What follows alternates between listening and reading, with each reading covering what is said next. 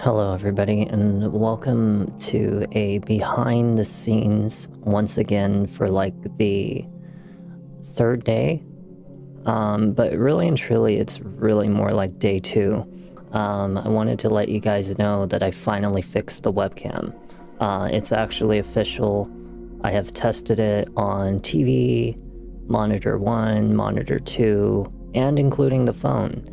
I actually found out the issue. So while I'm like probably searching for some things on here, I figure I would tell you guys what I did. So initially in the first day, I had thought that maybe it had something to do with maybe that all the monitors were set to different settings, which they were, even though they visually almost look identical.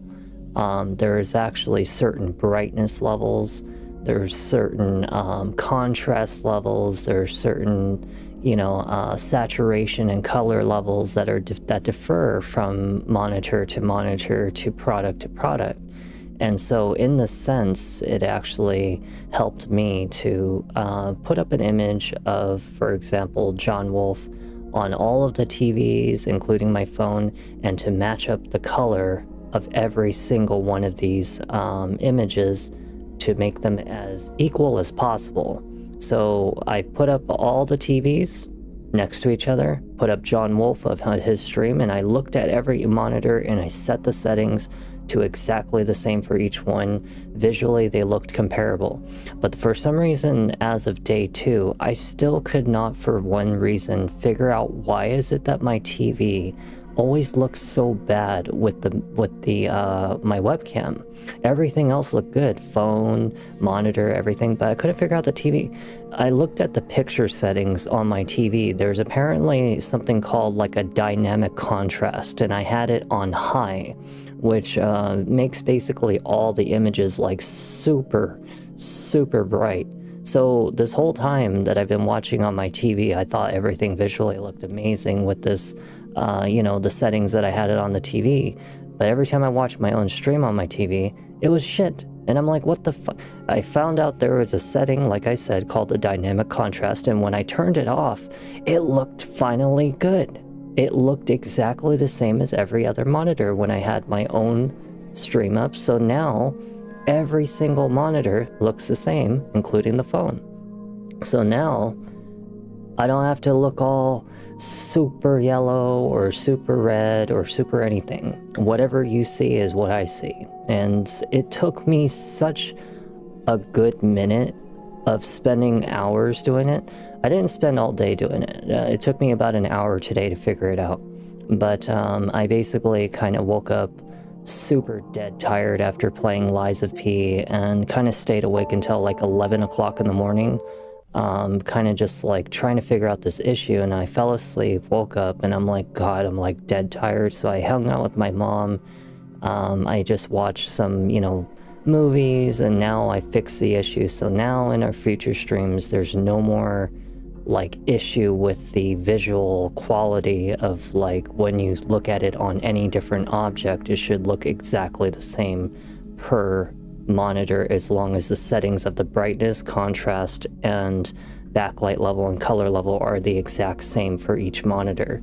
And so now what you guys see on your phone and your TV should be about roughly the same. Shouldn't be any more vibrancy, any more yellows, any more like super contrast or saturation. So hopefully you guys will be enjoying that.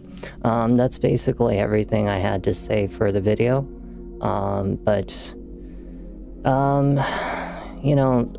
really should make sure I get to bed, just to watch, I don't know, something, and just kind of rest up to make sure that I'm prepared for Sally Face. I will be checking back at this video to make sure it's official, that what I was saying is correct, and it looks good.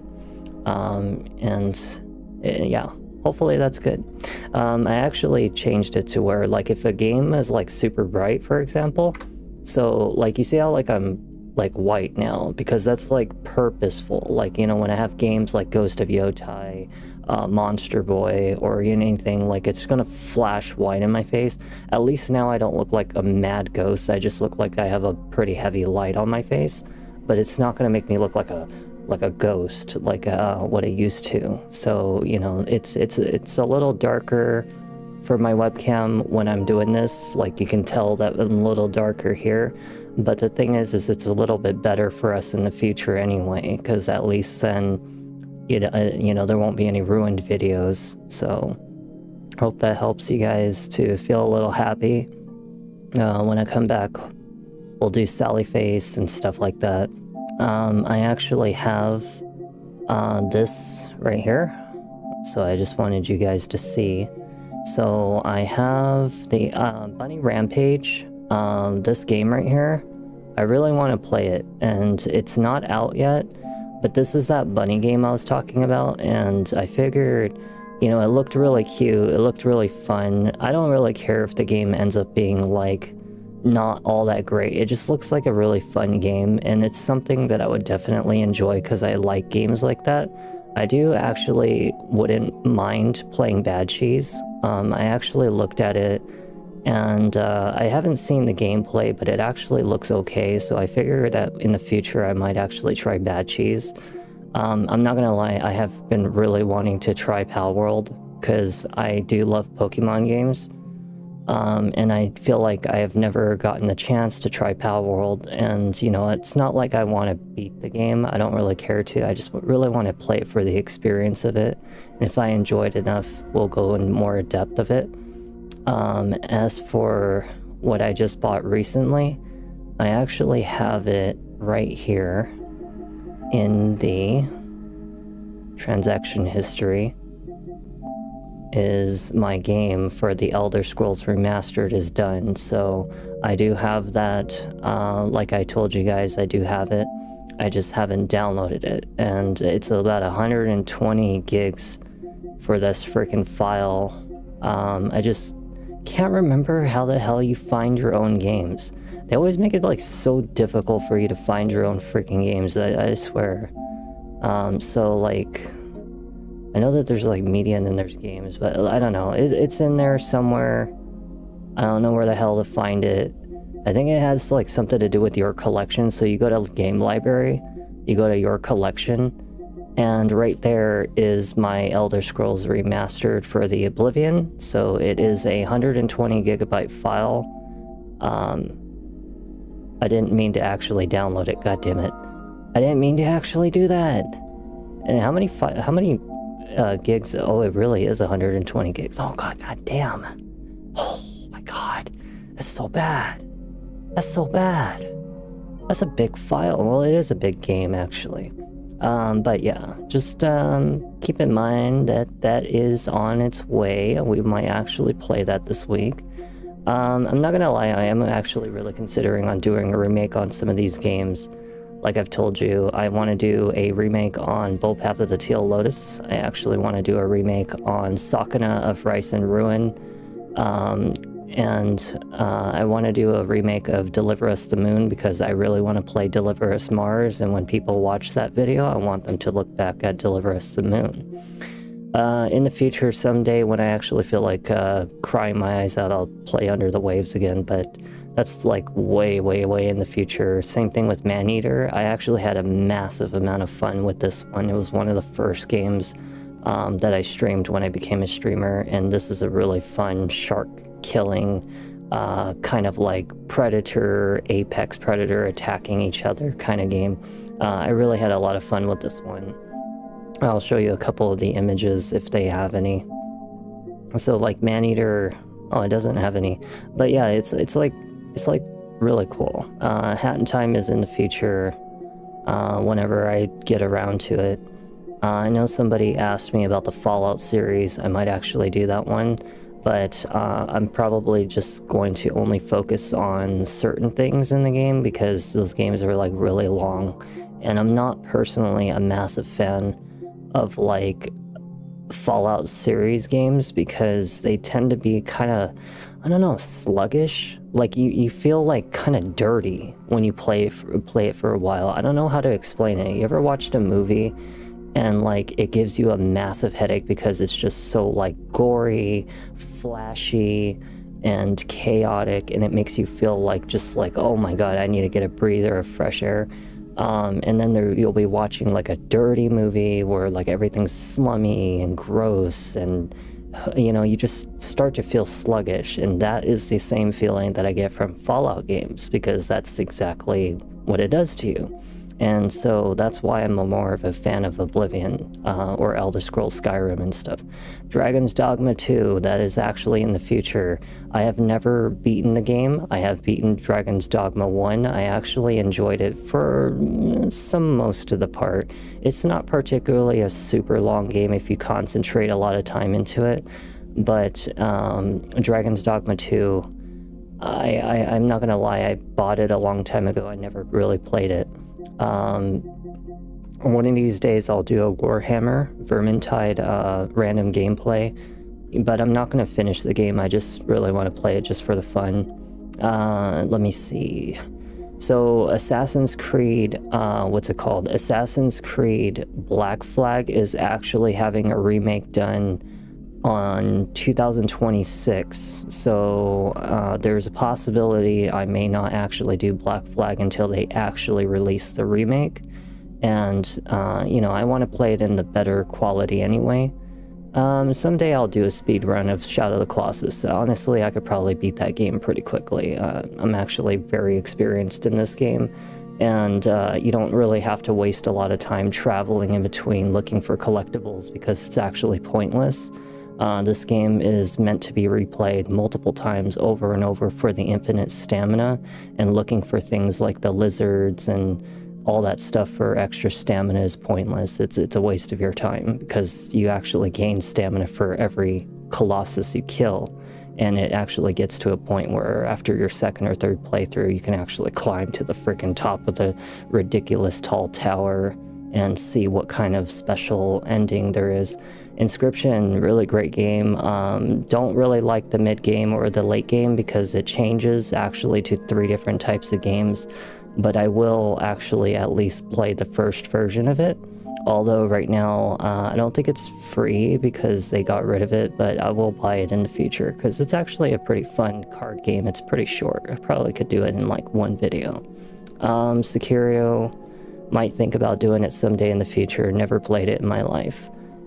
Definitely am skipping Red Dead Redemption 2. That game is way too long, and honestly it takes a certain kind of feel for cowboy games to really play it. Final Fantasy 16, never played it. I actually own it, never played it. Probably will later. How are you doing, Grey Toad? Welcome. I know that you probably missed the intro, but I finally fixed the webcam. I figured out the issue and I explained it and everything, so we should be having a pretty nice, like, fluid, no more technical work needing to be done in the future, because the microphone is good, the game audio is good, the webcam is finally good, the lighting is pretty good. I know I'm looking a little white, but that's on purpose because it's actually from the lighting of my monitors, but until I actually switch it over to something like yellow or something, then it'll change as time goes. Great. So there's no more issue anymore. I actually figured out what was the issue, so I actually grabbed all of the monitors, put them together, put the same image on each one for like John Wolf's like stream, and match the color in the image for every monitor, including the phone, and that helped me to differentiate. No more like like one screen's brighter, one screen's more color. And then after that, I finally found out on my TV what was the issue, is why it looked so vibrant and saturated was because I had some kind of setting called the dynamic like contrast, and I had it set to high, and it never bothered me up until the point that I started streaming, and I'm like, oh, why the hell do I look so bright? And I found out it was that setting. When I turned it off, it looked like every other monitor, and it was just perfectly fine. So we're okay now. Let me see what else game. So Assassin's Creed Mirage. Yeah, we're gonna definitely have some good ones. I like I said, I was really just so tired today. I couldn't even think about streaming today. I'm gonna move this down because I moved it because of Lies of P. But I actually am really happy that I finally fixed the microphone, fixed the game audio, fixed the webcam. There's no more technical work needing to be done. Everything should be pretty much smooth from here on, until the day that somewhere in the future I can stream 1080p or something like that, and then eventually it'll be better quality on bigger, devices. But for now, I'm just kind of at the maximum peak I can go right now. What's it called? So FF16, like I said, I own it. I have not played it. I will play it in the future for the first time and probably end up actually beating it. But before I try that one, I actually want to do FF15 because I really enjoyed 15 for how fun it was. I really didn't care for the story mid-game, late game for FF15, but the experience of like fishing and all the missions and just, it was just fun. That game was really fun. It's very relaxing. How are you doing, Wisdom? It's nice to see you again. So Assassin's Creed Mirage, if any of you have not played this, it's actually a very good game. You should really play it. It was meant to be a DLC. But it ended up being its own standalone game, and I actually really enjoyed that one almost as much as I did Black Flag, which is one of the best Assassin's Creed games ever made, was Black Flag and Mirage. Let me see. Yes, I actually will, because I actually bought it, and it's sitting right here, and apparently I just got done installing it. I'm actually doing pretty good, Wisdom. I'm doing pretty good today. I'm finally done doing all the technical work, and now I'm just kind of going over an overview of all the games to expect in the future, and we'll see what happens. Let me see. We'll see about someday I'll do Night in the Woods, but not now. I will go through the Poppy Playtime series someday in the future, but not until I actually feel mascot game again. As for the Ghost of Yotai, I'm not gonna lie that the game is very predictable. It's definitely your typical vengeance kind of game, but the route that they took when it came to vengeance is kind of like a little too Hollywood. So here's my problem when you compare the Ghost of Tsushima versus the Ghost of Yotai.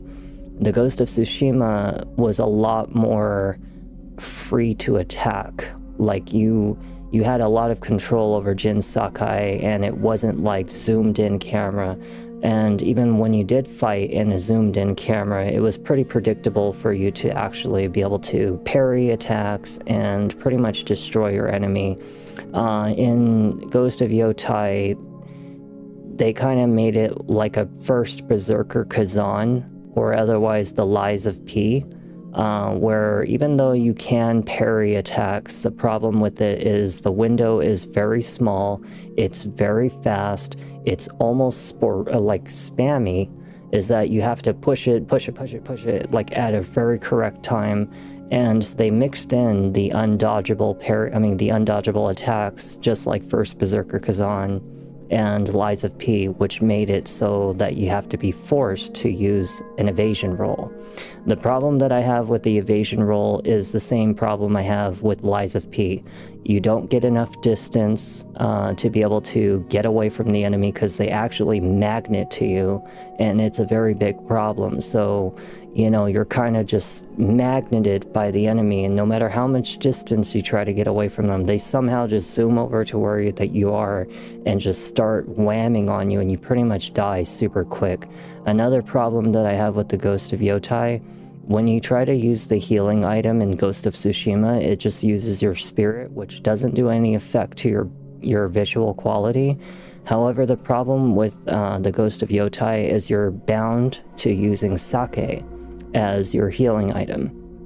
And sake blurs your screen for a pretty decent amount of time. And if you get hit again after you just got done healing, now you got to use another sake. So you're fighting the whole time in what looks like a motion blur, kind of fisheye screen. And it makes it almost like confusing if it's like when someone, for example, is watching your video on stream, they might be thinking in their mind, oh, the visual quality of the game has dropped. It's actually not. It's actually the game itself that is purposely, even on my end, actually causing the screen to look very blurry because of the sake that you're constantly using from healing items. Now, aside from the fact of the combat issues and the healing issues and the parry issues and the dodge issues, and it's very tedious, like you said, is that the game is lacking in the oomph of what, Ghost of Tsushima had. You had an uncle who was like your father figure. You had Yuna, who was kind of like a shinobi that basically, was on her path of finding her brother. You found a monk. You found like all these cool allies. And you had such an impactful story that made you feel the emotion. In this one, it's not really all there. Thank you so much for the follow. Is that it's not all there when it comes to the emotional, like, damage that it does to you, like Ghost of Tsushima. And that's what made that game so impactful, was it's such a powerful story that, you just really were dying to know more. Here in the Ghost of Yotai, you're more like, okay, we gotta kill Oni, now we gotta kill Kitsune, now we gotta go kill the snake, now we gotta go kill this person. And you're not really getting too much of like the emotional impact like you were in the Ghost of Tsushima. You're now just kind of like, okay, here's this person, here's this person, and she's wiping the blood of her victims on that rag that she has on her leg, and it has the names of each of the yotai.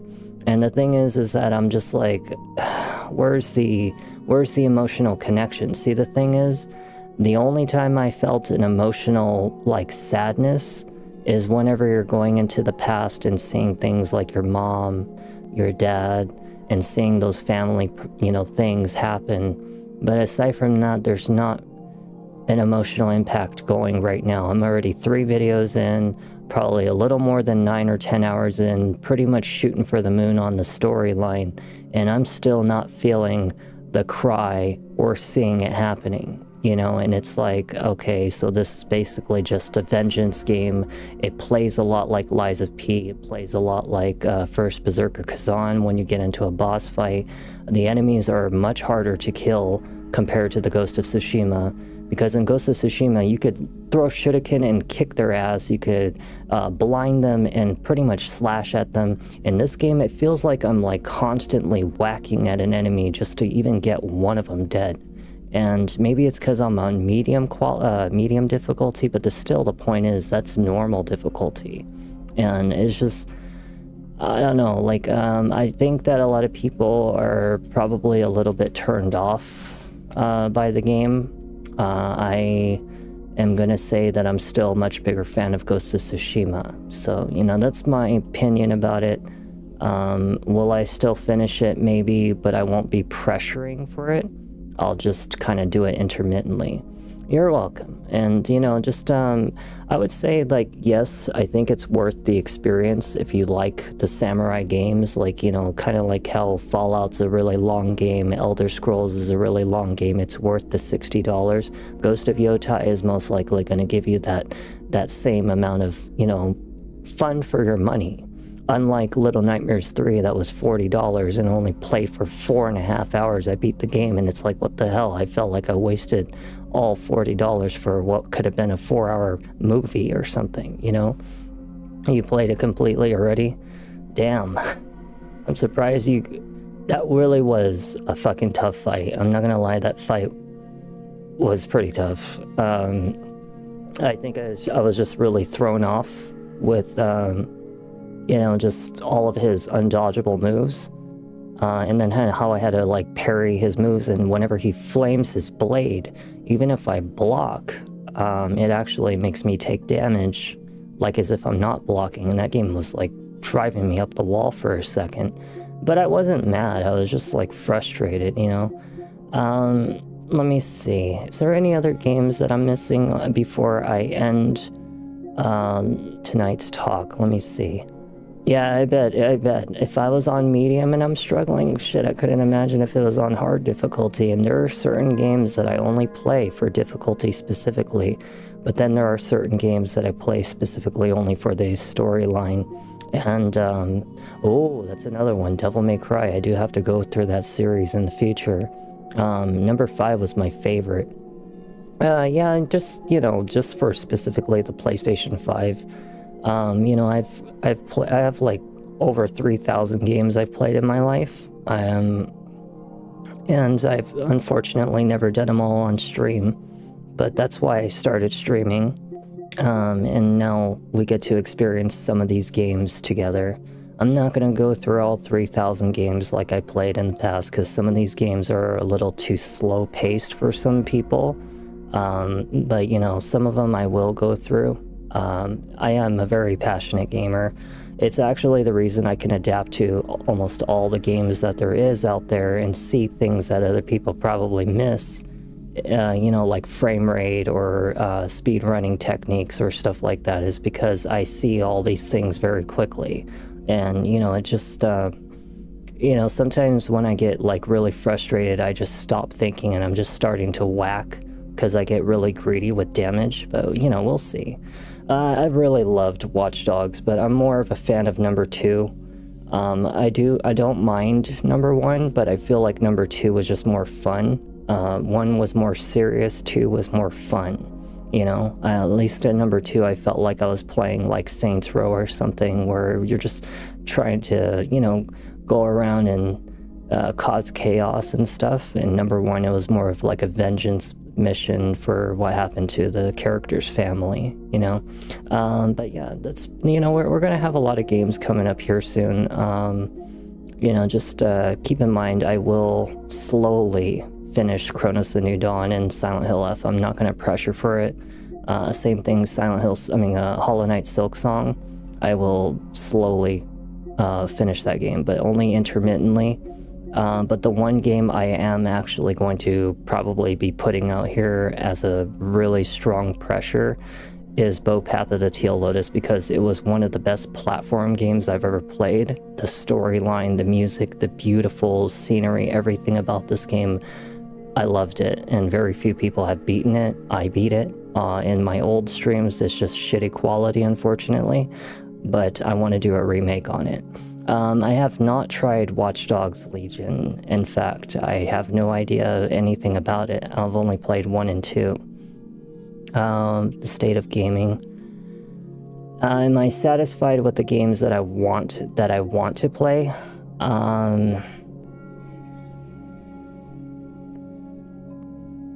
So like the state of gaming. Okay, so if I think I know what you're saying, here's what I think about the state of gaming, and here's what I have a problem with. Games have lost their touch, just like how movies have lost their touch. This is my personal opinion, okay? Like, this is me being downright serious with you guys. When I stream, I try to be as happy as I can be these days. I try to make the video purposefully as entertaining and fun, but in the back of my mind, some of these games I'm not enjoying, and I'm talking like, for example, like Silent Hill F. Here's a good example. Chronos the New Dawn be an example. So Chronos the New Dawn and Silent Hill F. Normally, this would be me if I was playing a game.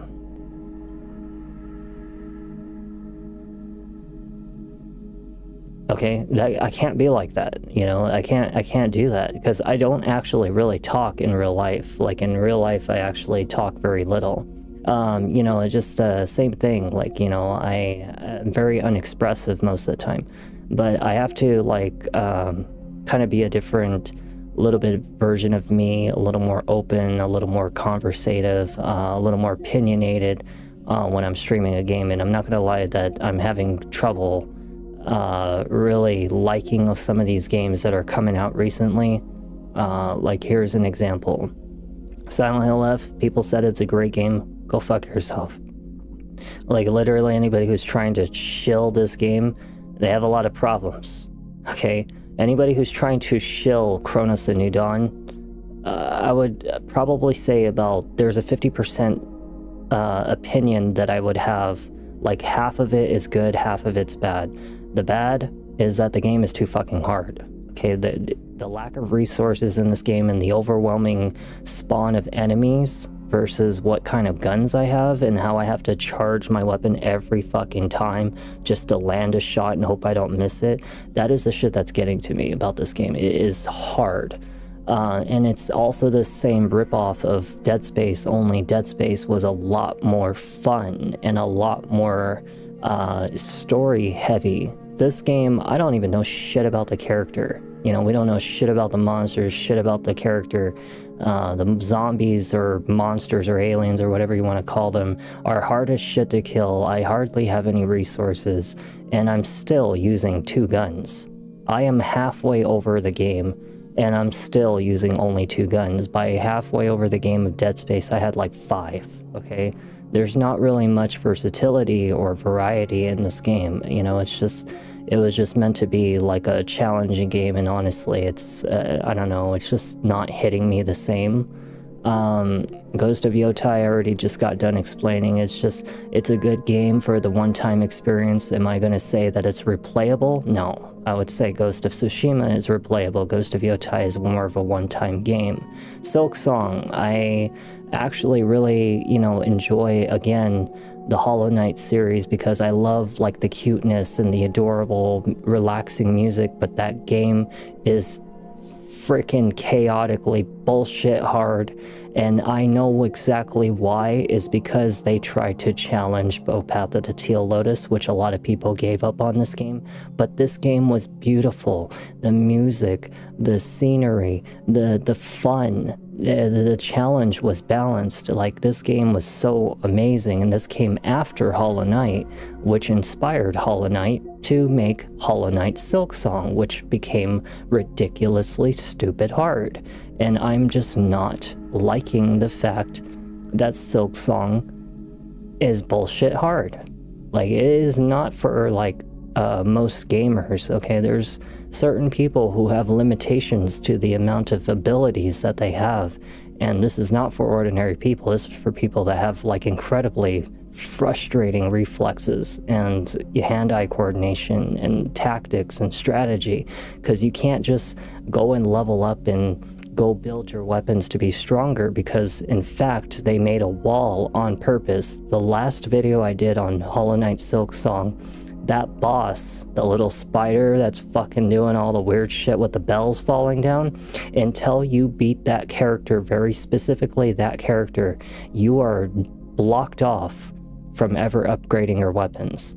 You cannot go see the blacksmith until after you kill that boss, and that boss is freaking annoying. Like, really annoying. Right? Exactly. And that's the thing, is that the unfortunate thing is they make these beautiful games, but they make them so hard that you won't ever see the end. And if anything, even if you were to see the end, you would be so exhausted and frustrated and taken away from the fun of the game because of how hard it is, that you won't be able to appreciate and enjoy the relaxing, beautiful moments like you would in Path of the Teal Lotus or even the first Hollow Knight, And that's what I'm saying, is that these games, they make them too hard. Another thing is, I'm really tired of, like, how every game is kind of starting to feel a lot like a Souls game. There's a lot of games out there that are starting to become Souls inspired, and it's kind of getting irritating. I love Dark Souls, I love Bloodborne, I love Lies of P. I love, I don't know, there's probably another one I could name, but the thing is like Elden Ring. But the thing is like, I don't want to see that shit outside of the Souls games. I don't want to see no more of that Elden Ring Dark Souls, Bloodborne kind of fighting style, and that's what they did wrong with Silent Hill F, is somehow this fucking Japanese girl comes out of nowhere, dainty as shit, all of a sudden can move like fucking lightning when she dodges. She's like superhero motherfucker, like what the hell? That doesn't make no damn sense. And the thing is it's also corny as shit.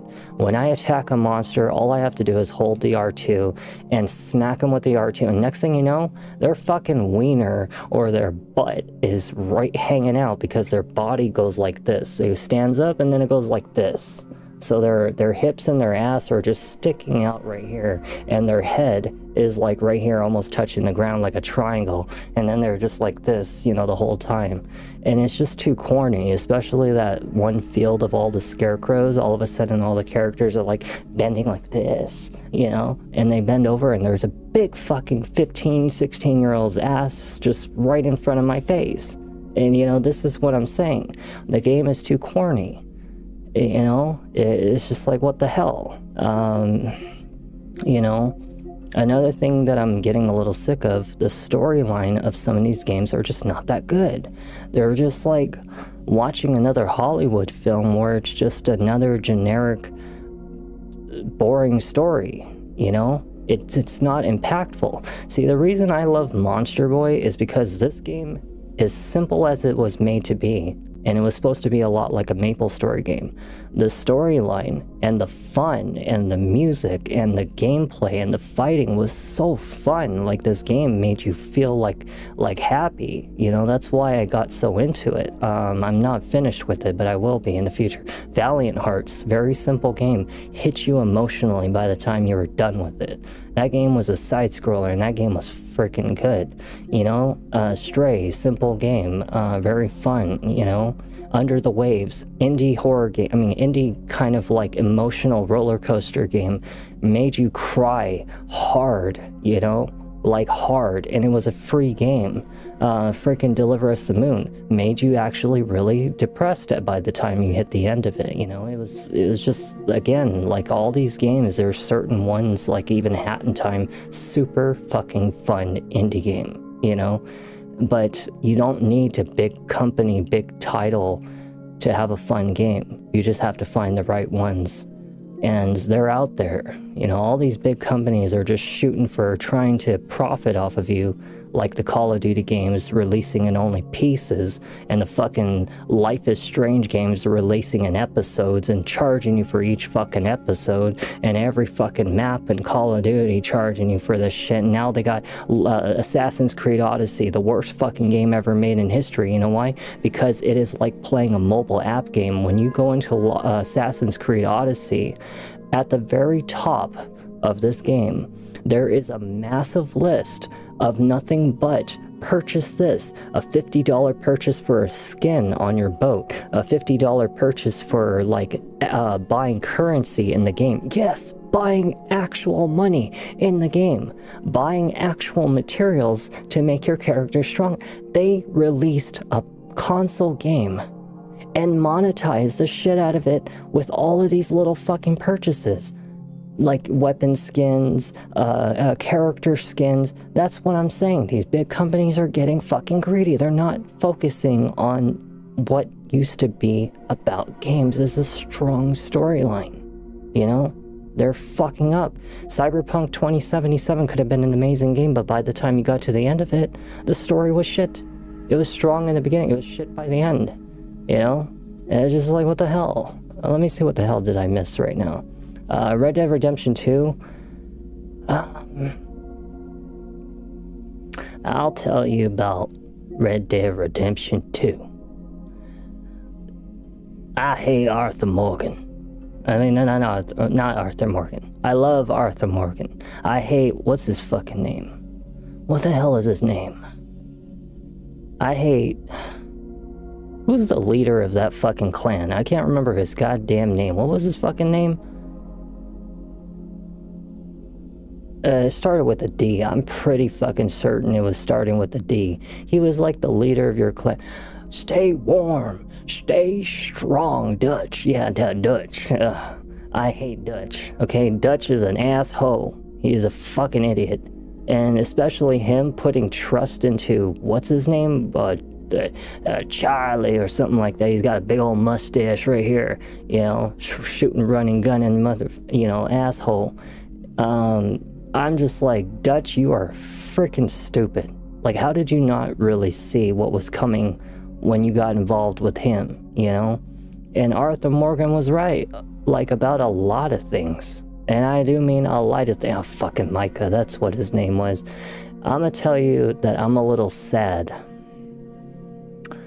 about what happened to Arthur Morgan. I think that they really should have kept Arthur Morgan alive, okay? Arthur Morgan should have been alive to the very end, get revenge on Micah, and, I don't know, slap the shit, if not punch the shit out of Dutch, you know? And not have a different character that no one gives a shit about, you know? Him and his wife and his child, becomes a farmer at the end of the game or something like that, and goes and becomes like a run and gun and shooting, tooting, badass.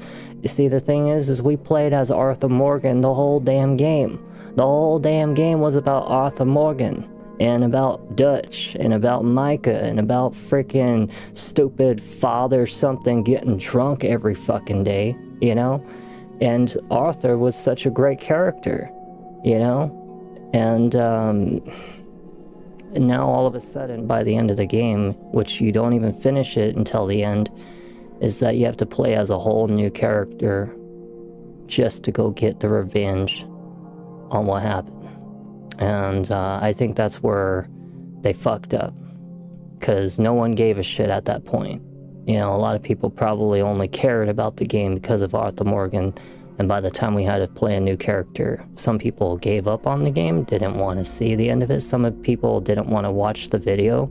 And I'm not talking about me, I'm talking about big streamers, because I watched it through John Wolf, and a lot of people found it a hard time trying to find the motivation to watch the rest of Red Dead Redemption 2 on live stream, because Arthur Morgan, I won't spoil it, was no longer your main character, and I'm not gonna lie, but I mean, it was a good game, it was funny sometimes, a little bland sometimes, but I don't like the controls of Red Dead Redemption 2 either. Personally, it was kind of hard for me to get into it.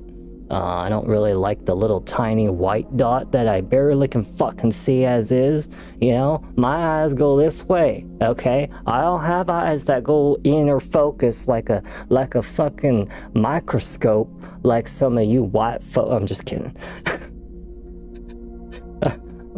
but I got widescreen vision. I got widescreen vision, okay? I can't be seeing no little tiny dot with a character with their head barely the size of the dot. Horizon Zero Dawn, I thought it was an interesting concept, but I wasn't into the game, like, super hardcore. I like the idea that, like, you're a hunter, tribal, going out in the middle of the wilderness and, taking down big old machines and stuff like that. Yeah, exactly. That's me, But, yeah, exactly. I wasn't built for 4:3. I need widescreen because my eyes are wide. But, yeah, just, I wasn't really, like, super engaged into the story of Horizon Zero Dawn. I don't know what it was, but the game just kind of, I felt like it needed more oomph, and it wasn't giving me the oomph. If it was like a fucking God of War game, and I'm talking like God of War 1, 2, 3, that would have probably made it like a little more fun, but instead it kind of just felt a little bland after a while. Fighting some of the machines, because the combat was kind of like playing like I don't really know what kind of combat system I could really relate it to, I wasn't really feeling it. It was kind of like Monster Hunter. There was a certain Monster Hunter that came out in like 2017, 2018 or something like that, Monster Hunter World or something like that, and I don't think that it's mostly the story. You don't have to have a super strong story. I mean, look at Monster Boy as an example, or even A Hat in Time. They didn't have a super strong story. In fact, they almost had no story at all. Even Monster Boy is a very simple concept, you know, go gather 5 orbs and save the world kind of, but it's about the fun in the game, you know, and if you're not getting a story out of a game, you better at least have the fun. And that's the same thing, like even Elden Ring. There's not really much of a story to really go off of, but it's fun to play, you know. Stray, not much of a story to go off of, fun to play. Under the Waves, strong story, shitty gameplay. Deliver Us the Moon, strong story, not so fun gameplay, you know. Great game. Path of the Teal Lotus, not really much of a story, but a very strong, fun gameplay. Again, you know, just like as long as you have one or the other, then that's what I'm saying, you know. What games I'm excited to play really soon. You know, I actually looked at it. There was one game I saw, only one that I saw that looked really good, and I'm actually going to show you right now. I actually really hope that this game right here, where the hell is it? I don't even know where the fuck it is. I don't even know where the hell to find. No, not best selling. I need to sort this by, how do you sort this? I need to sort this by release date. So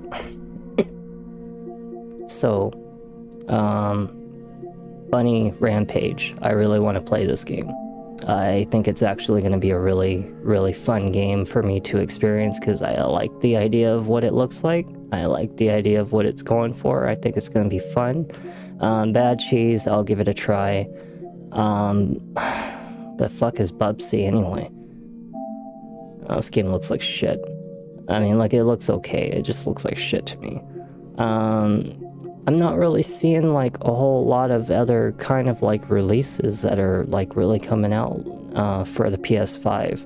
I might have to start looking at the Nintendo Switch for the future games because I'm not seeing too many actual good releases coming out for the PS5 right now. But I wouldn't mind playing Black Ops 7 when it comes out, just for the zombies and like, you know, the challenges, the campaign. I don't really give a shit about the multiplayer. I just only care about... Oh, it's from the 90s. Oh, that's why it looks the way it does. I bet it was fun. It kind of looked like something I would play if I was a kid, though. But yeah, we'll see. The Witcher. Number 4, actually. That is a game that I'm also looking forward to, is The Witcher number 4. The game that my name is actually based off of. And the character my name is also based off of. And, you know, just, I'm really hoping that, you know, the game will be fun.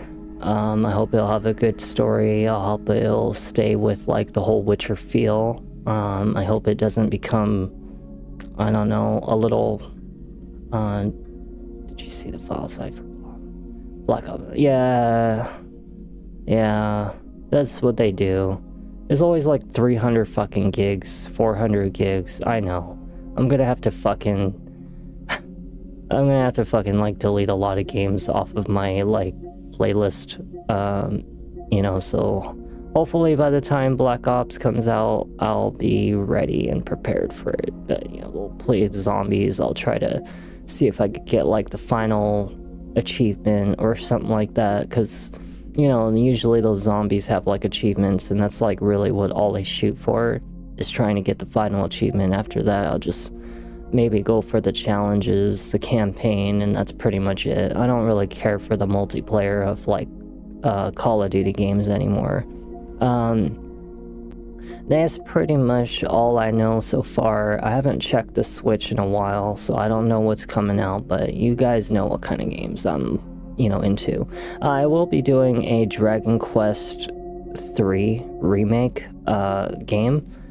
So Godslayer, so my original name when I was born was actually shampoo, which is actually why somebody I met in one of my old videos recently called me Shampoo, is because my name was Shampoo.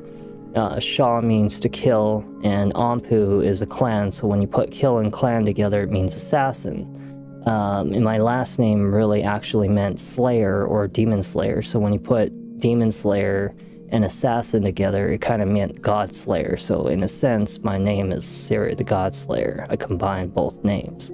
But yeah, no, I don't really care about people's religion, you know. Never really gave a shit.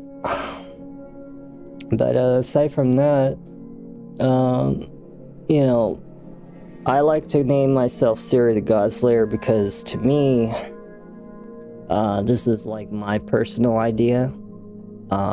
Or my personal viewpoint, whenever it comes to entities or gods or whatever, anything that is capable of doing something that a human cannot do, something supernatural, whether it's messing with time, elemental, or even youth, or time, or anything, whatever it is. If you can have the ability to do that, you're technically a god, because a god is capable of doing something that ordinary people cannot do. Ordinary people are not capable of doing, like traversing between portals, manipulating time, teleportation, psychokinesis, telekinesis or something like that. Just things like that. That's to me what a god is. And to me, my idea is as a human, as somebody who doesn't have very many abilities, I am capable of doing some pretty incredible things if I put my mind to it. So in a sense, whenever I think about the idea of something blocking my way, I always find a way to bypass it. So that's kind of why I'm known as Siri the God Slayer, is that if you can slay a god, you're pretty much a god. And I like to consider myself a god of gaming, or even a god in the things that I pursue in life, is that I put that much effort into it to be beyond that of a master. I try to go beyond that, Of course, I've kind of become a little more lax when it came to gaming. I'm not as super hardcore like I used to be. But maybe that's just because, I just don't really care anymore. I like the things that I used to when I was a teenager, We'll see what happens, so. But yeah, I don't really care about, people's religion. To me, I'm a very open person to, all people's perspectives of anything in life. So I don't really have, a limitation or... oh, you hang out with this crowd, I don't like you. Oh, you have this religion, I don't like you. No, I don't really give a shit what the hell you believe in. To me, it's about, I judge everybody based upon the way they interact with you as an individual. So here's an example. I'm glad that you the deep, detailed versions of my answers. That's actually how I am in real life. I'm very thorough when I talk to people. It's why people love talking to me in person. But this is how I view life. Okay, this is before we can go to bed and go relax, and then I'll be back with another stream later tonight when we finish up Sally Face for the final video and a couple other things. We'll see what happens. But this is my personal strong kind of I don't know, summary of what I believe in or how I view life. I don't personally care what someone does with their life, how they live it, what they like, what they want to do, as long as it's not causing harm or even mental harm or emotional harm to others. Where a lot of people say sticks and stones can't break my won't break my bones, or whatever the hell. Sticks and stones break my bones, words won't ever hurt me. I don't believe in that shit, okay? Words do hurt people. This is why we get triggered by things like calling African Americans the N-word, or calling Asian people, the C word, or calling them, Mexicans, like, certain terminologies, or belittling them. Words do hurt people. Okay, they do. And if anything, words actually hurt people a lot more, and emotionally and even mentally, can have a strong long-term negative impact on someone's life, just based on the words that you say to them. Because you can have a significant other, for example, or even a child, and say, I wish that you were never born, or I wish I never was with you, or, oh, I wish I was with a different girl. That stuff stays with you forever. You can hit someone, and that won't stay with them forever, but words will stay with you forever. And to me, when it comes to religion or spiritualism or things like this, all of these things came from humans. Okay, there was no person out there who can prove that gods, entities, spirits, all these things exist. However, each person has a different living environment. Okay, if you're looking for a ghost, you're not going to find it in a city in Las Vegas or California or fucking Washington DC. You're never going to see it. You have to go to the very specific place where shit has really gone backwards and has a really horrific environment, has had a really horrific history, at the right time, right place, if you're going to seek out that kind of thing.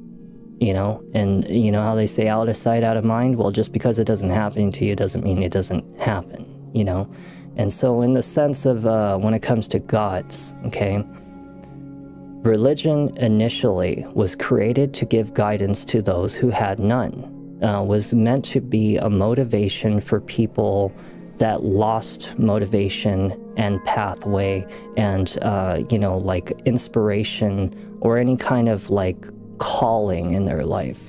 Some people out there need that helping hand, or that person to listen to, or to hear their story, or to give them guidance, or to make them feel like they have some kind of purpose in life. Because some people in this world are born with really horrific lifestyles, abusive parents, abusive lifestyle, growing up with like neglect, or just feeling like insignificant.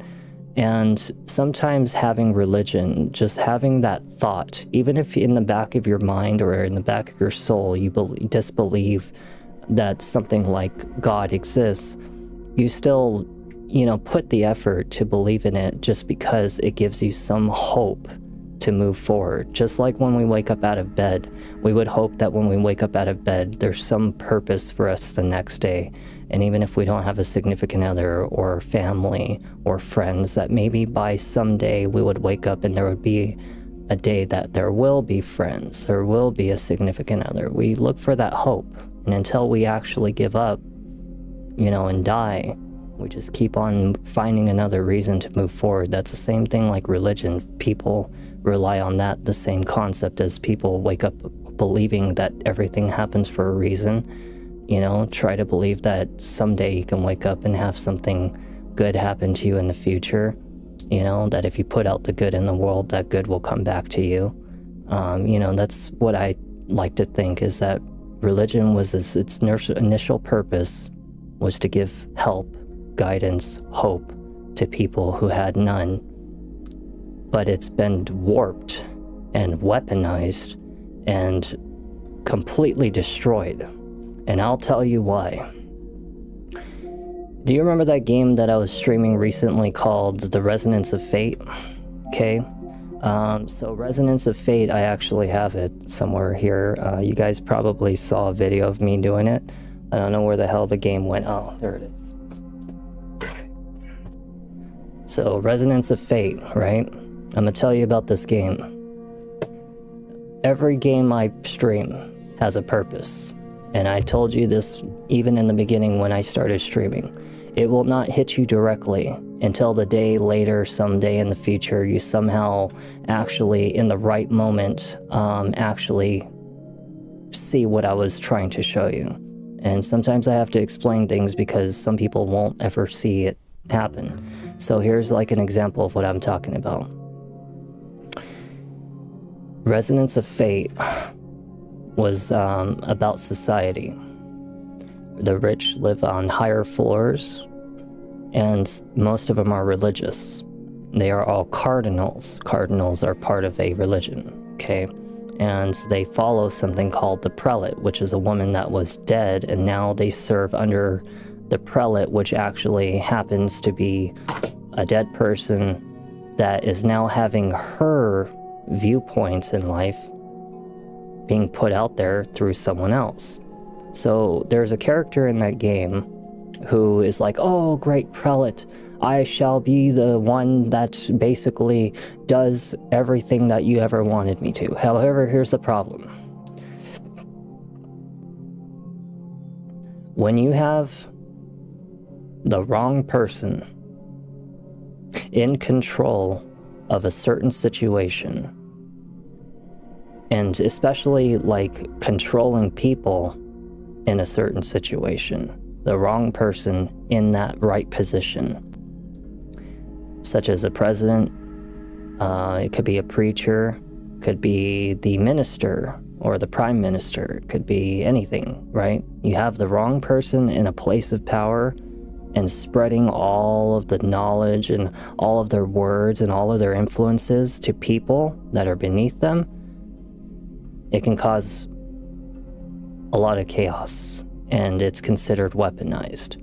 And this is the same thing as religion. The original religion in the past is not the religion that you think it is today. Christianity, Catholicism, Buddhism, all of it's been warped over the years. They have been completely they're nothing close to the original anymore. It has been modified over 10,000 times, 20,000 times. There are 20,000 different versions of the Bible. There are 20,000 different versions of fucking Buddhism. There's all kinds of things. It's been warped over the years depending on who is out there in a place of power, giving out that freaking influence and changing everything. Because when you're talking about somebody, for example, in a place of power who is giving influence to the people and speaking through God or speaking through the person such as the prelate in Resonance of Fate, that is not possibly what they're actually really doing. So here's an example. Say that your father wanted to start a business and he gave you an idea that he wanted to open up a fishing business and hope that he would give happiness to the people to appreciate fish. However, your dad dies, and now you're trying to live through your dad's dream, and you're speaking through your dad's words, and you're speaking through and taking action for what your dad would have done. Here's the problem, though. You're not your father. You don't know what your father would have done. You don't know what he would have thought. You don't know what he would have been like for his customers. You only know what you're going to be like, and hope that you can dig into your father's head enough to actually hope that you would be doing what he would be doing. But it's not the same because you're not him. And this is the same thing as that the preachers in religion today are speaking through God's words, but they're also adding in their own viewpoints about life through those words. And this is where warped, influence comes in.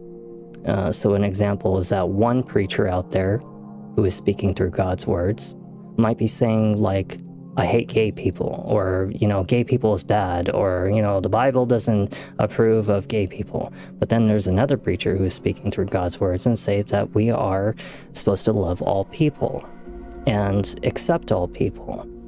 And so there's nothing wrong with gay people. And this is what I'm talking about, is that, again, have the wrong person in a place of power, spreading influence to the people beneath them. You see where I'm getting at, And unfortunate to say, that is a lot of the world right now. Corporations, people in, government, federal, you can name anything.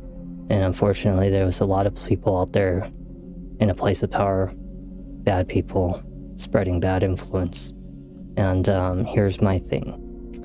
Remember how I told you that I judge people based upon your interaction with them individually? Well, this is how I treat people. I don't give a shit who the fuck you are. I really don't. You could be the wealthiest person in the world. You could be a celebrity. You could be the most popular person in the world. You could be the president or the prime minister or even the chief of police. I will talk to you the exact same as I talk to everybody else, and I will treat you the exact same as everybody else, because if you take away the uniform, you take away the title, you take away their money, you take away their accomplishments and their achievements and everything else, what's left of them? Just another human being that can bleed, that can die, starve, dehydrate, wake up one morning and look like shit, get ready and look like good, okay? They're just another human being. It means that if, for example, I will never bow to a king just because they're royalty blood. I will bow to them because they are able to beat me, because they're smarter than me, because they're kinder than me, because they are capable of running a country better than me, respectfully. Those are reasons, but not just because you're royalty. The same thing, a judge in a court. I'm not going to show you respect just because you're a fucking judge. I will respect you when you've earned it enough. That's the thing about how I treat people and view people.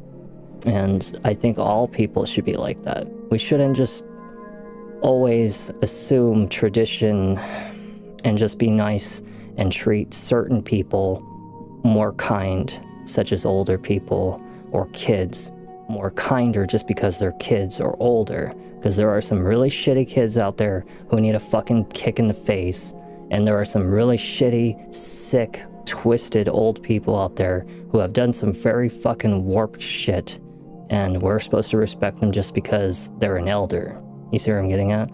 This has nothing to do with woke culture. This just simply has to do with the neutrality of a neutral perspective of things and see things from both sides, okay?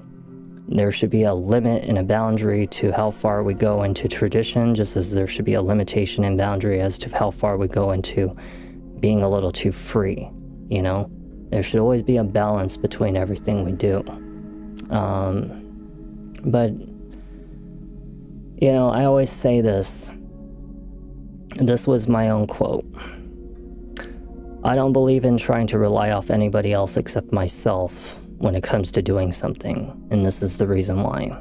Everybody in this world has a goal, and no one is ever going to want your goal as much as you do, because they are not you. You are you. And you are the most important to you because you know exactly what you want. You want it that badly. Other people are not going to see that from your perspective because they're not living in your body. They're not you. And they're not going to live your life. And so you can be all excited and be like, oh, my dreams are coming true. Everybody, is inspiration for me. No one gives a shit. Unless it's benefiting them too. No one gives a shit. It's nice to see that other people are happy, but no one really actually cares. It doesn't benefit them. They wake up the next morning, you're not there hugging them, kissing them, being friends with them, sharing dinner with them, blah, blah, blah. You see what I'm getting at? But the one thing that I like to say is that only you should be the most important to you. Your goal is most important to you because it is your life and you need to live it. You need to get out there and actually take the baby steps to do what you gotta do. I once made a quote a long time ago when I was very, very young. I said, "Through I, not God, will I obtain my happiness and glory. Through I, not the devil, shall I keep the hate and agony. Through I, not the people, will I forward the path ahead of me, for I write my own history, not fate or fantasy write it for me." And the reason why I put that out there is because you really are in control of your own happiness, your own glory, your own hatred, your own anger, your own sadness, and you do actually forge your own path if you take the steps to actually do it, you know? And no fate or fantasy is out there, because some people out there don't even have a fate or a fantasy. Hell, all of us probably don't. We have to make it. We have to make it happen. That's why you can't rely off things like miracles, because it's not going to just magically come true like a fucking Disney movie. You know, you have to make the steps out there to really reach that goal. And sometimes things may not always work out, but that's why you just keep on going, keep on adapting, don't give up. Everybody is prepared to succeed. No one is prepared to fail. Everybody in college thinks that they're going to get out and amazingly just become successful. But no one's prepared to fail, because life, unfortunately, is adapting every 36 hours. If not, it has already progressed to the point where every 18 hours, our general education knowledge has doubled every 18 hours. It means that by the time you graduate college, 18 hours from then, everything you've learned is obsolete. And, you know, it's unfortunate to say, but our technology and our knowledge in life for medical, general education, technological, everything has been advancing at a pace that's way beyond what we're even capable of. They have been manipulating you in ways that you have been assisting the higher ups to be even in more control of you and ahead of you by just doing simple things like verifying your identity on the internet, that you're not a robot. When you click on those videos about, like, you know, oh, select all the dogs, select all the humans. Did you know you're actually training an AI to literally recognize all of these things? And this is where ChatGPT, for example, is starting to get smarter, or hell, even all of these AIs out there are starting to get smarter, because you're literally helping them. You are forced to do a lot of things that you don't even realize are actually helping bigger corporations. Like, did you ever wonder why, for example, when you go to a dentist, that the dentist won't let you keep your teeth that he pulled out? It belonged to you. But for some reason, they won't fucking let you keep your own teeth. Do you know why? Because, in fact, there's iridium and platinum and certain other precious metals that are actually inside of your fillings that they like to sell back to a refiner and get a shit ton of money out of those precious metals. Just like how, for example, a mechanic will actually buy back old parts from your car. Why? Because they extract the precious metals from those parts, such as gold, silver, iridium, you know, platinum, stuff like that. And they sell it back to a refiner. Okay? There's a lot of things that you're doing in life that you don't even realize is actually making the government even stronger, smarter, corporations smarter, stronger, as an everyday thing, and it's going right past your freaking eyeballs. You know, every time you take a pill from Big Pharma, it's making you sicker, because then you have to rely on another pill. You take a headache pill and suddenly now you have a stomach ache, and now you have a stomach ache, so you have to take another Tum just because you have a stomach ache. And now that you took a Tum, now you feel dehydrated, so you're starting to get electrolytes. You see where the cycle comes in? Okay? They don't freaking just not think of this stuff. They have studied human behavior, and so have I. I have studied countering all of that stuff my whole life, you know? I see in their head, because I think like an assassin. I exploit what they're trying to exploit in you, you know? And the thing is that whenever you talk about people, I'm gonna let you know something personally before we go to bed. This is the most important conversation I could ever have with you. And this is my own words. Everybody has 5 masks in life. And you'll never truly know a person until you've seen all 5 masks. And I'll tell you why. Everybody has been trained since birth to have a public face. You are trained since birth to act a certain way when you're in school, when you're at work, when you're in public, when you're in a grocery store, when you're around a teacher, when you're around your boss, okay? That is your public face. And everybody has a public face. And not all the time is your public face going to be the real you. In fact, most people are actually a persona of themselves or a hidden version of themselves. And the second type of face is your work face. your professional face, the face that you show to people based upon your profession. You are forced to be kind to people, even though you hate the shit out of them. You are forced to be, oh, thank you so much for this and this. Oh, that's very sweet. No one gives a shit. They really don't.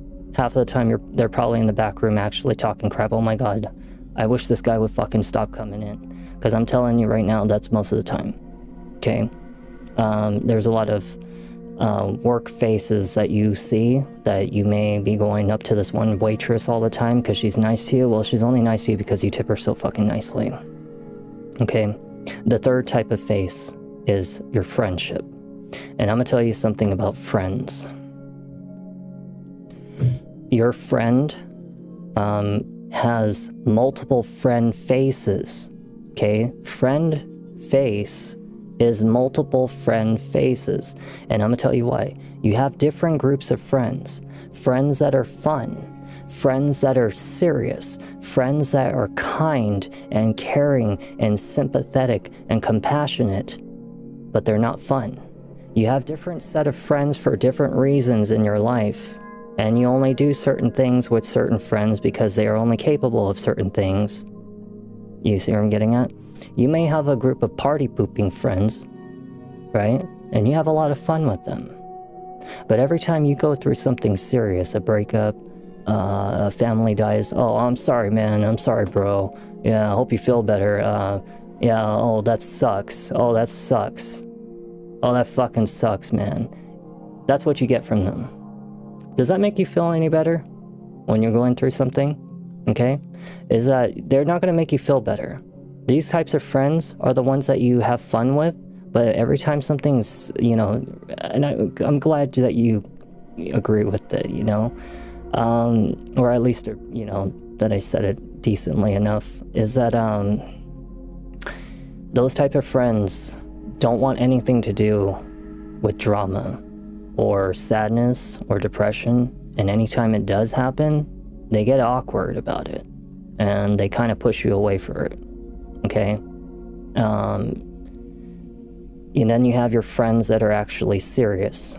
They may not be fun and bubbly and happy and smiley and goofy and fucking always joking with you on Instagram. Oh, bro, look at this fucking funny ass video of I show speed, or I show speed. Yeah, man. Okay, those kinds of people right there, they may not be like that, but they are friends that are there for you when you actually need them. And these are also the types of friends who are mostly judging you behind the scenes, is because they will also be thinking about you, of how you only reach out to them whenever you're actually going through something bad. Suddenly nobody wants to hang out with you, and now you finally want to reach out to them. They already know. They already think about this. And in the back of their mind, they don't want to be rude to you. So whenever you reach out to them, they try to be as nice as possible. This is what I'm saying, is that every friend has a different face, and you show a different face to different friends. You are different around certain friends.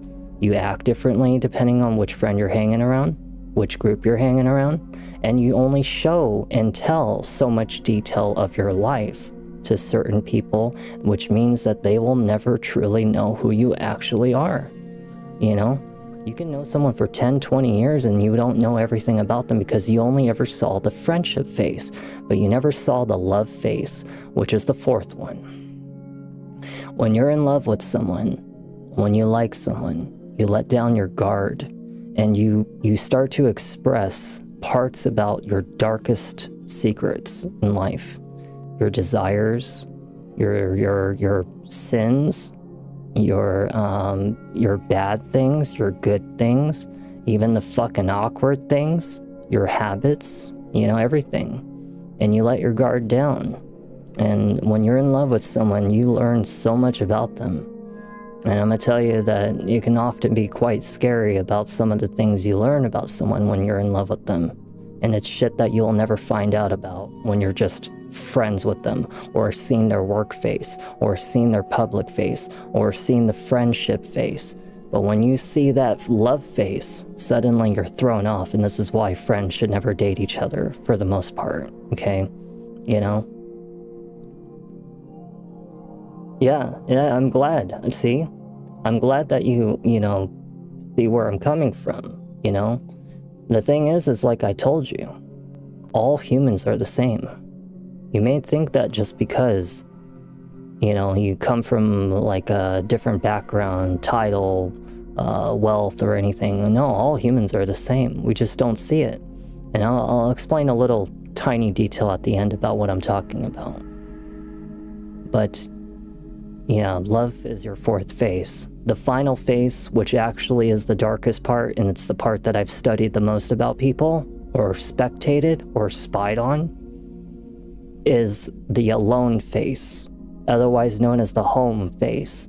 The phase that people are when they're alone, or at home, or when no one is there. And I'm gonna tell you why. It's the same reason why people are so fucking wicked on social media behind I can't even say that goddamn word, when they're anonymous, okay? I cannot say anonymity or whatever for some reason. I just probably am too tired to think about the fucking word. Is that anonymous people act the way they do because they have no penalty. Okay, there's no punishment. There's no one watching them, you know? There's no policies or anything that's going to come after them. And this allows them to be themselves at their truest, the part that they try to hide. And I'm going to tell you, I'm really good at seeing past deception very easily. Even when I look at people in the face. I mean, even when I don't. And I'm going to tell you why. When people are by themselves, they have no one there to judge them. They have no one there to stop them. They have no one there to come after them. And so it means that you can be your 100% self, not have anybody judge you or interfere with you or conflict you or anything. And this is why people are so wicked. And until you know that side of somebody, you'll never know any dark secrets about them, you know? You'll never know the wicked shit that they're into. You could have a best friend for 20 years and they're a child molester, you know? There's a person that's been with you for 15 years as your best friend, as your roommate, blah, blah, blah, but they are, you know, sleeping with your husband or your wife, you know? And there's things like that, you know? That's what I'm saying, is that when people are by themselves or when they're alone, there's a lot of shit that you find out about a person. And you'll never know all of those things, but here is a way that you can find out what those things are. People have habits. They talk a certain way. They write a certain way. They text a certain way. They have a certain tone in their voice that changes depending on the type of way that they feel, act, and if you pay very close attention to those things, you can sometimes, on a rare occasion, find out the red flags about that person. And I'll tell you what I'm talking about. Someone who drinks a lot may be fun all the time, but why do you think that they drink so much? Why do you think that they spend so much money? These are signs of reckless behavior. They're a sign of trying to fill in something that's already missing, such as depression, chaos, anger, you know, because it's a type of pacification. A lot of people, for example, think that you're lying because you're not looking at them in the eye. That's not true. That's what's known as the Pinocchio effect. The Pinocchio effect is basically kind of like a myth that just because someone's always doing this or looking to the left that they're lying, or not looking at you in the eye that they're not being truthful. Those are all proven to be not true. But here is something that is true. If you pay very close attention to two different sides of someone's face, and I'm talking about like this as an example, somebody could be looking at you directly in the eye, and say a customer walks up to me, and I'm like, oh, hi there. So if you look at my face like in a pause, there can be two different expressions shown on each side of the face. One is the side that I'm trying to show you, being nice, being kind, excited. But then there's a different side of my look on the other side of the face that expresses, oh my God, why the fuck are you here bothering me? It's a sign of like, stress or frustration, and you can see it. It's funny, but you can actually tell between people being deceitful by just paying attention to their expression on two different sides of the face, and you have to be very, very good at like spotting it out. It could be things about what they say about people. It could be the way that they live their life. It could be the way they dress. It could be the way that they talk. It could be their interests in life. It could be the things that they like or the things that they do, in life. And they can all come together like one big puzzle piece that can show signs of red flags that you may have missed when you were blindly in love or blindly in friendship with them. This is why I don't look at people in the face, is because I actually pay very close attention to their voice, to how they breathe, to how they move, to how they stand, to how they, change the fluctuation in their tone based upon the way they feel. Or maybe I can find out that they found out something about me that they don't like, and now they're hiding it, and I can tell. And now I'm asking them questions or purposely doing things to try to strike out a response out of them to see if they've changed. They've gone from being like, oh, what's up, girl? Oh, what's up, pretty lady? To now like, yeah, man. Oh, yeah, bro. Yeah, that's cool, dude. You see what I'm getting at? And now I already know. And this is what I'm talking about. You can find red flags if you just dig a little deep enough, if you pay attention close enough. Don't ever just listen to those things like, I'm glad that, you appreciate them. I told you guys, I'm a lot older than you think, and I know it's getting late, but I'll try to wrap things up.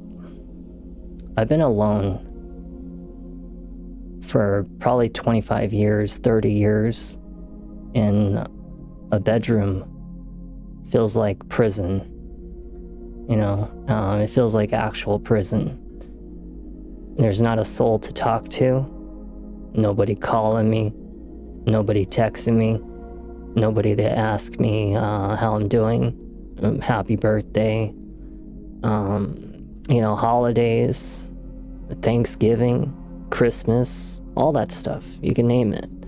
I've gone what feels like a lifetime, 3 lifetimes, maybe 4 lifetimes in this room. Because when you have no distractions in your life, and this is exactly what I'm talking about, is like school, work, kids, chores, errands, appointments, or even hangouts or stuff like that. These are distractions. They make time go by faster. When you have a routine, it goes by faster. You wake up 1 month and you're like, holy shit, a whole another month has already passed by. Oh my God, 6 months have already passed by? Because you live by a routine. You're distracted so much. But someone like me, time is very slow. Have you ever actually officially sat in your bedroom for a week, a whole day, maybe even a whole hour? Just sit there by yourself. No distractions, no phone, no TV, nothing. And see how fast that hour passes by compared to when you're distracted. Time is very slow for me after 25 years. It feels like I've been alive for maybe 300, maybe 250. Sometimes I almost forget how much time has passed by because I walk outside and it's already months later, years later. And I'm like, oh shit, wait, what's been going on out in society? What? And I spent a lot of time in my mind just questioning things, seeing past things, thinking outside the box, looking at things from a multiple perspective, looping things in my mind. And in a sense, it made me wiser. Whenever I thought I was correct about something, I would debate on whether I was wrong about something and why was I wrong. You know, I went really beyond the depths, and I had only myself to teach myself all the things I know in life. I didn't have a father or a mom or an aunt or a brother or a sister to teach me anything. I had to teach myself because my family, unfortunately, were out there living their own life. You know, too young to have a kid, too young to care. You know, too selfish to give a shit. You know, have their own kids and didn't really need a person like me, like their niece or their granddaughter or their, you know, to be bugging them. I only had myself, and people often in my family didn't have any idea how to interact with me to begin with because I was such a quiet, a reserved, and, you know, just unresponsive person. You know, I didn't show the emotion and sense, you know.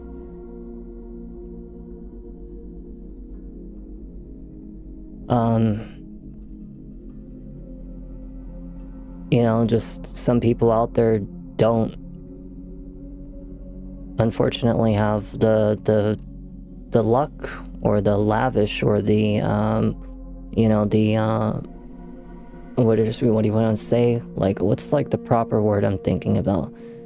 You know, some people are fortunate to be born in a family that is open-minded, accepting, loving, caring, you know, well put together, you know, have a good head on their shoulders. My family was gambleaholics, alcoholics, ambitious, snakes, always bickering shit about each other, you know, coming from money. You know, there was a time my family owned a mansion, and I remember this mansion very well when I was a kid, and they lost it, you know, and now they're borrowing money and not paying each other back, and they broke apart. A lot of them are gambleaholics, broke apart. A lot of them bicker shit about each other, broke apart. You know, my grandpa died, the one that kicked me out of the family, and he died and no one showed up to his funeral. But then when the uncle, who I'd never even seen, died, everybody showed up to his funeral. Some people just, like me, just didn't have the luck in it. My parents didn't want a child. You know, my mom wanted a child, but she was just so young-minded, so young in the heart, focused on her friends and, you know, living her life. And, you know, she thought that just because I was very well-behaved and quiet and staying home alone since I was like 6 years old, that I was just fine because I had my games, but she was never there. She was always there with her friends. And I grew up like this all the way up until I was about 25, 26 years old, where I finally met my significant other, who brought me out of my shell and made me the person I am today. But she's gone because she couldn't stand the chaotic dark side that is part of me, because I took such a long time to step away from hatred. Like, sure, I'm this tough person now. You know, I go outside and I can handle myself just fine. I have no fear whatsoever about any environment that I'm in. It could be chaotic, it could be dark, it could be scary, it could be gangs, could be anything. And I have no fear whatsoever, maybe because I'm a disattached, unemotional person now. And I have no fear, and I know what I'm capable of. So, you know, in a sense, I have the confidence to handle any situation. But the thing is look at what I've become. A lifeless, empty shell. I'm intelligent, probably far beyond what I should be, and doing more successful things. But inside, I'm empty. And in my mind, it's just a loop of the past, you know? And that's all I see. In a sense, I lost my my guidance in life. Like, I lost my sense of direction after there's no family, after there's no friends, after there's nobody there, after there's no significant other. You start to kind of just lose value or cherishment over the things that you enjoyed in life, you know? And,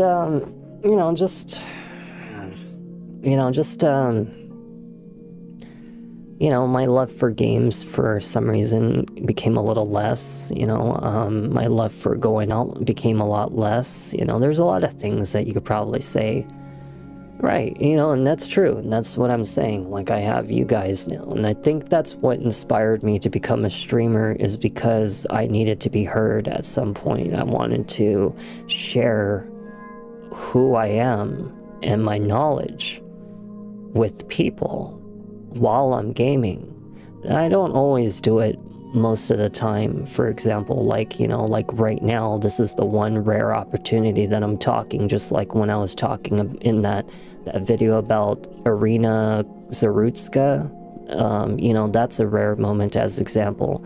Most of the time when I make these life talking things, it's usually a very passerby conversation in my games and stuff. But I'm glad that I do enjoy the interactions with you guys, and I'm thankful for it. And I'm thankful that, you are here, Grey Toad, and thank you, Wisdom, and Henning. But yeah, when you have nothing in life,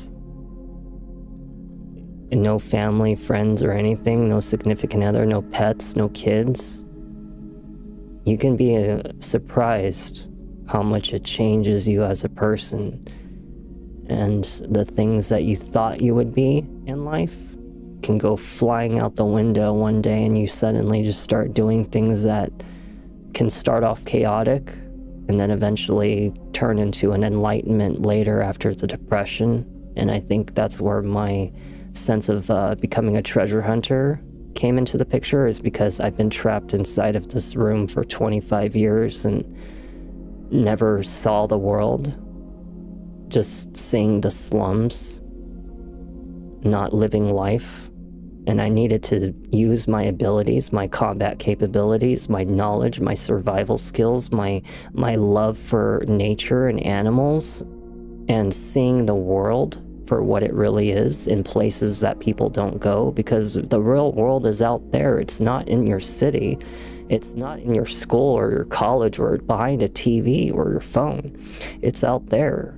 Nature, ocean, forests, mountains, caves, ice caves, beaches, places that are not part of tourism. And I think that's the reason I was inspired to be a treasure hunter. It was not the thought of just making money, no. It was the thought of seeing the world and doing what I love.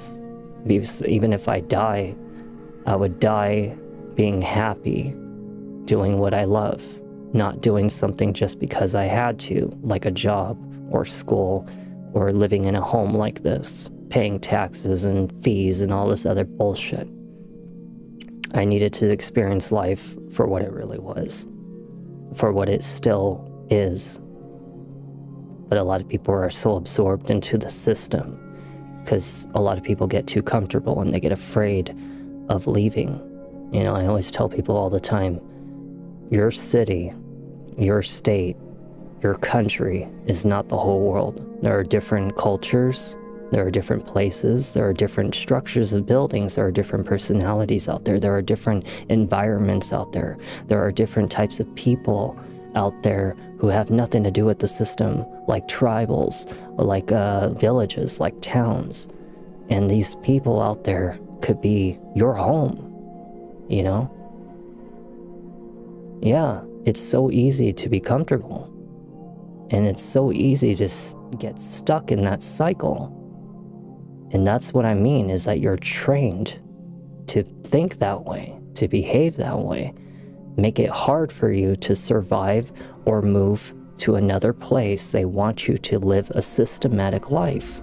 And this is why people struggle to be able to fulfill their dream, is because the system has made it strong against you. And this is like a small example. Buying a car, you bought a $10,000 car and your APY is like 20%. Now your monthly payments are only $150, and in your mind you're thinking, okay, I've got $150 a month, that's cheap. But then the next thing you realize, every time you pay off that car, it's getting a 1%, no, it's getting a 2% interest because it has a 20%, like let's say 24% APR, okay, and APY. It means that 2% every month, your $10,000 bill just went up another 2%. 2% of $10,000 is basically 200. You know, it's like that's $200. You're paying $150 a month, but your bill's going up by $200. The next thing you know, 6 months pass by, your bill is $300 over, which means your bill is now $10,300.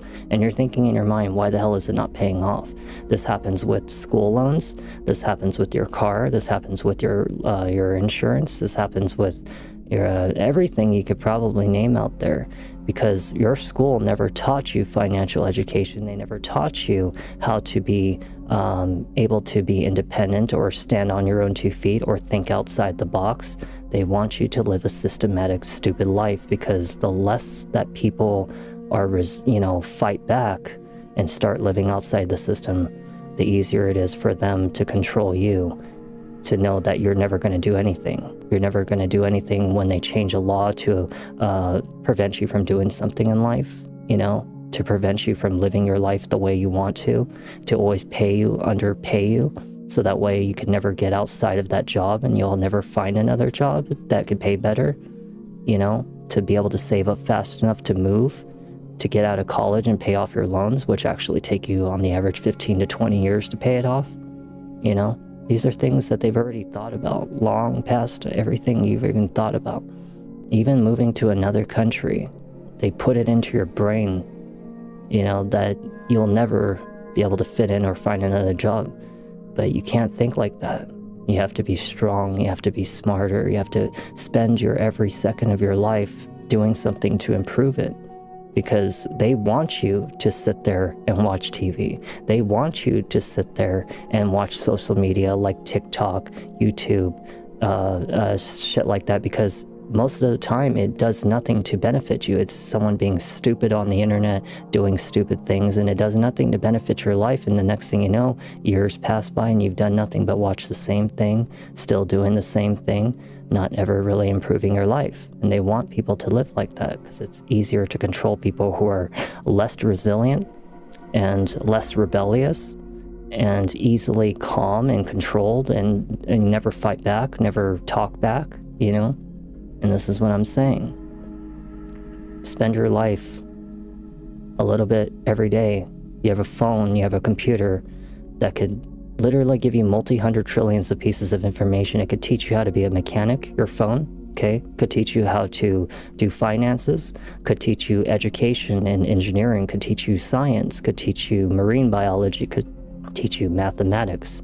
And people spend it on dumb shit like a big-titted bitch on Twitch, like the one I mentioned recently, who literally doesn't do anything but show off her tits and somehow is taking away your money and your life and profiting off of you and doesn't give a shit about you and would know so much as even go on a date with you or talk to you or even bat an eye towards your direction had you been in her face to face.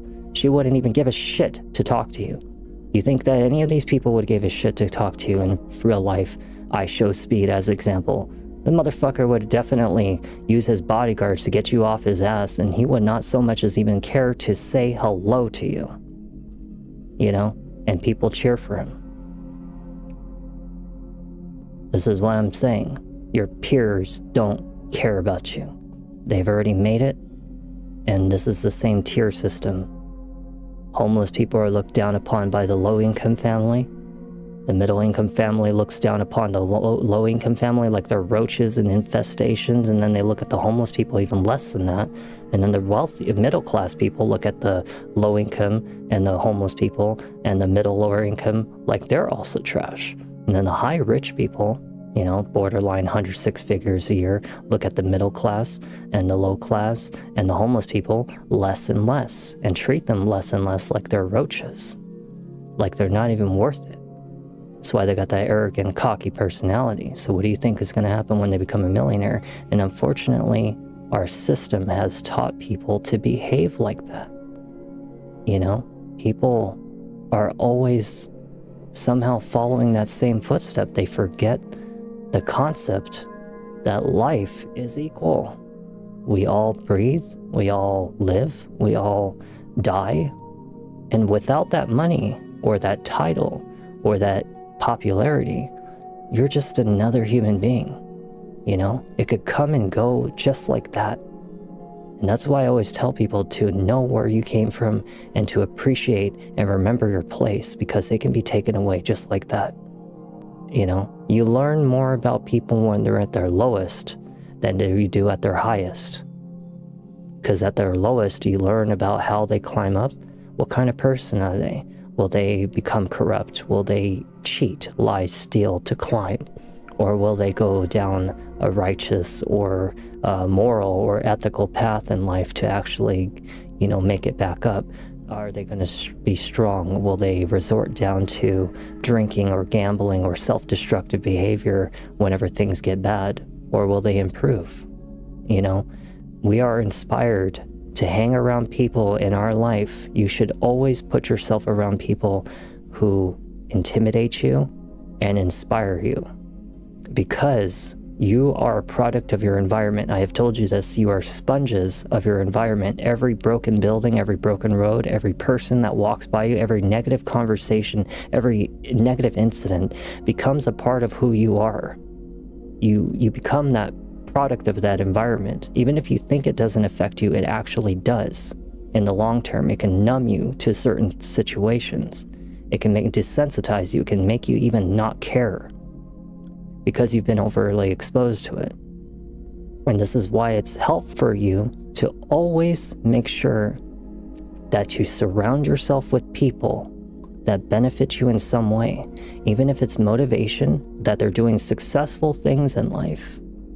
You know, they're doing successful things in their life, they're doing positive things in their life, because it inspires you to want to do the same. It's like watching a movie. You watch a hype movie, like a assassin movie, and now you feel badass. And I'm like, oh my God, now I want to go work out. But then you wake up the next morning and the feeling is gone. That is why you have to surround yourself with an environment of friends who motivate you, who intimidate you, who make you question who you are and what you're doing with your life, so that maybe you can inspire yourself to do something the same. Even if it's not something ambitious, but something that's passionate, to do something that's passionate to make you happier. Like how I stream, because I'm happy when I stream. I may not be very big, and I struggle like hell, but I improve every single day, and I appreciate the conversations we have, you know? And I teach as much as I can, and I try to make it as interesting as possible. But this is what I'm saying. Improve your life every little bit, and someday you'll wake up, and you won't be in the dark world anymore. I had to take off that mask, and the gloves, and the anonymous person I was with no identity and stuff, because I was tired of living in a dark world.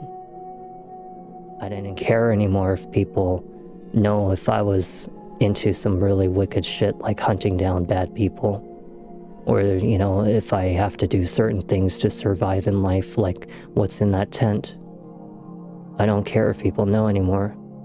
But what I am tired of, and what I do care about, is trying to live the last minutes of my life, the last moments of my life, happy, appreciating what I do. Because I didn't for a long time, you know? It's basically like, you know, everything I can teach you right now, you know? Just illegal shit. Stuff I grow to as a last resort to survive in case life got too hard, you know? People know who have been around long enough. You know, it just hasn't started yet, but can. But I save it as a last resort, you know? Yeah, I did. In Alan Wake 2, I did. Somewhere in the middle of the video or something like that, middle of the series.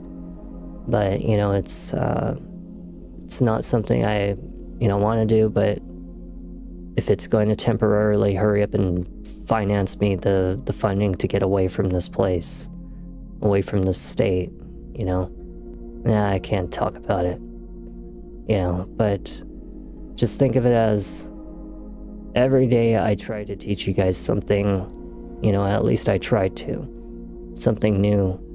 May not be all the time, but I definitely will be that one person who will hit you very hard with the reality that people have long missed, because I don't hide anything when it comes to my opinion about the real world, what my viewpoint is about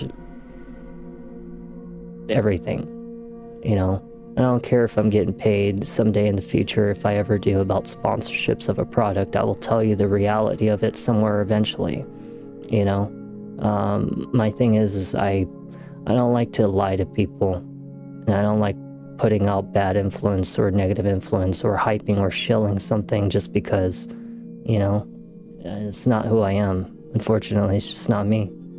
It may be causing a negative impact on me as a streamer just because I may not be the funniest or making the, a game like super hyped up or something like that, and somehow making it magically better than it actually is, like Silent Hill F, or somehow some people out there might have successfully shilled the game and actually did it properly. But I'm gonna tell you the reality, the game is absolute trash.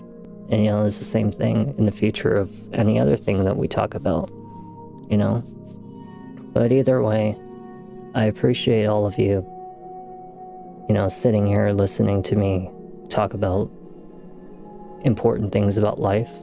I hope in your mind, even if you wake up the next day, that it'll help inspire you little by little, to always do something that you're passionate of and, pursue it, Let me see. I'm glad. I'm sorry if I missed some of your guys' messages. I sometimes when I get really absorbed into a thought, I sometimes forget to check it. But, yeah. No, I understand what you were saying, Era, about the social services and stuff. I'm sorry that happens. I'm sorry. And, let's just say that no matter whatever I do in my life, good or bad, or if I become successful or not, through streaming, or maybe somehow in the future I end up losing my motivation for it. I hope I never do. If I grow what's in that tent, or if I don't, either way, I'm gonna still do something to always try to improve myself and keep on trying to get out there. I do need to leave this job eventually, because this job is causing me depression and it's making me feel insignificant, and you cannot wake up feeling like that every day, And unfortunately, regardless if it is my income, there's always another job out there that I can do that's happier.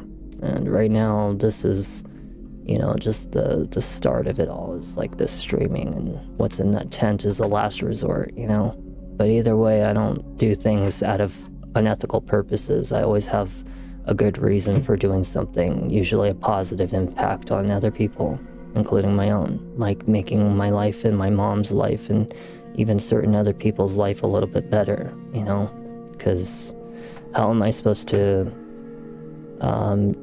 do a positive impact on the world if I don't take action? And sometimes when we take action, just like even in movies, we have to do things that unfortunately the system doesn't agree with, but I don't agree with the system anyway, So that's how I view it.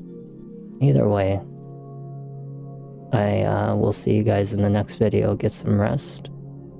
When I come back, we'll play Sally Face, finish it up, and we'll see what we move on to. I will probably actually do the Elder Scrolls Oblivion or something like that, the remaster, because I'm actually not gonna lie, I'm actually quite curious to test it out. So maybe we'll spend a late night actually starting that up or something, just as a little breather. So anyways, I'll see you guys soon, and thank you. I will do my best to take care. I will see you also, Era, and good night, Henning, and good night, Wisdom, and anyone else that's there. All right, see you guys tonight. Promise I'll be there this time, now that I'm done with all the technical work. All right, bye. Bye, everybody, and I will have fun. Thank you.